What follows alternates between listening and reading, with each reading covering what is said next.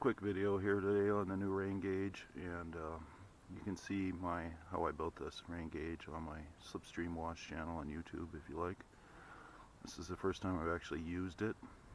As you can see, there's about an inch and a half, 1.5 inches in the gauge, and this gauge replaces this old one right here on my wind turbine station that is cracked. And believe it or not, this was the best rain gauge I could buy at the time, and it's cracked and it no longer gives a good reading because it leaks out. And you can see how chintzy and just ridiculously cheap this thing is. So I went with the new one, which is right here in my little garden, and it's just in there with the spike. Boy, it's really in there. Pull that out, and that's how you're going to empty it. So almost 1.5 inches,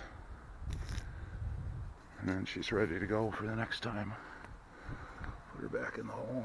It doesn't have to go in all the way. And there you have it, a super heavy duty homemade rain gauge that'll stand the test of time. Thanks for watching.